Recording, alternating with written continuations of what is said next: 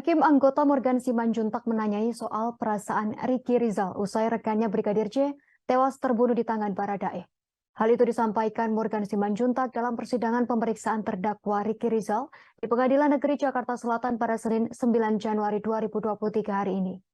Ricky Rizal mengaku bersedih atas semua yang dialami. Ia tak menyangka harus mengalami hal tersebut. Kemudian hakim bertanya soal apakah Ricky Rizal merasa bersalah atas kematian Brigadir J. Ricky mengaku hanya menyesal peristiwa itu bisa terjadi. Hakim kembali menegaskan apakah ia merasa bersalah. Ricky kemudian menjawab bahwa ia menyesali. Namun hakim mencecar Ricky Rizal apakah ia merasa bersalah atau tidak. Ricky mengaku tak merasa bersalah namun ia hanya menyesali kejadian yang menimpa Brigadir J bisa terjadi. Selain itu Ricky Rizal kembali ditanyai majelis hakim soal handphone iPhone 13 Pro Max.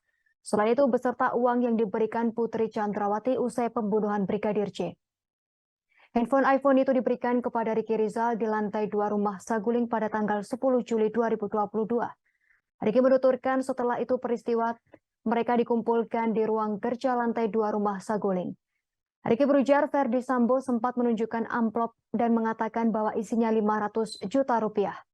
Dalam persidangan, usai diberi handphone baru, Ricky Rizal mengatakan sempat menghancurkan handphone lamanya. Ricky diminta menghapus data pribadi, foto, dan video. Ia mengaku takut saat penyitaan file di handphone lama Ricky tetap keluar.